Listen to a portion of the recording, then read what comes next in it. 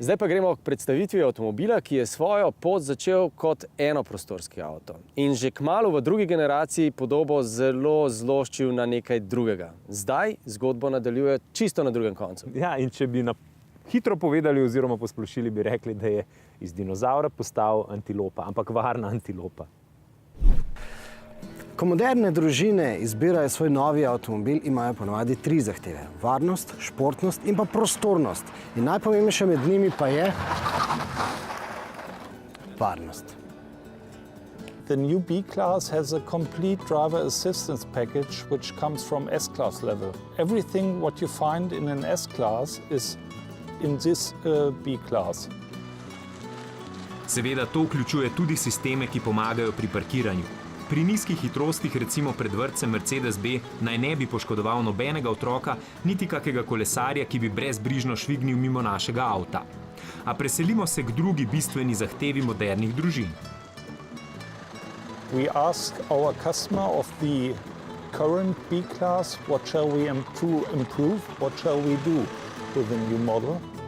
And the reaction was they want a more sportier outfit of the car. The footprint of the B-Class is exactly the same as the A-Class. We have also the same dimensions in front and in the rear overhang, and the weight of the car is the same from the A-Class. And based on this, we developed the car which is higher.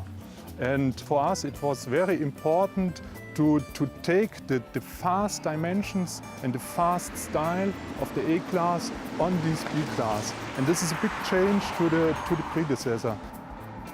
In potem je tu prostorska praktičnost, ki je po pomembnosti šele tretja, čeprav je razred B po svoji osnovni funkciji predstavnik izumirajočega razreda družinskih enoprostorcev. Da je praktičnost za športnostjo, pa nam sporoča, da je B primeren za zmerno zahtevne družine, a vseeno to pomeni, da lahko dobite po dolžini pomično zadnjo klop in delitev v razmerju 40-20-40, kar v praksi bolj ali manj največ šteje.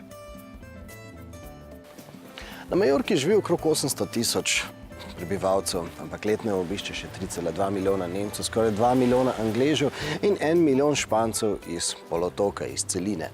No, ampak medtem, ko vsi ti turisti obstanejo z vsemi 4 od sebe na južnem delu Majorke, na neskončnih plažah, pa je za nas, avtomobilske navdušence, bistven obisk severnega dela Majorke. Ta je veliko bolj razgibana, gorata, ima smrtonosne pečine, ampak na tem severnem delu je tudi cesta, ki je bila kot nalašč ustvarjena za nas, voznike, ki imamo radi dinamično vožnjo. Kot da so to cesto ustvarili prav za nas. Asfaltne njeje grob redno ga vzdržujejo in gume se prav dobesedno zažrejo van. Pravzaprav so na Španci na tem severnem delu Majorke ustvarili pravo naravno dirkališče. No, voznik mora seveda na tej cesti paziti na počasne turiste, na kakšne kolesarje, tudi sredi ceste se pojavi kakšna koza, ampak kakorkoli, če smo imeli včeraj na tej cesti opravka s športno navdahnjenim enoprostorcem, pa imamo danes na sporedu prava stvar. A35 AMG. V primerjavi s klasičnim AM ima različica AMG drugačen prikaz merilnikov, drugače oblikovan volan, tudi prestavne ročice ob njem so daljše in bolj dosegljive, volanski obroč je bolj oprijemljiv, ampak ena misel, ki mi je ves čas navdajala ob medvožnju s to različico, pa je, kako je ta surovež praktično udoben.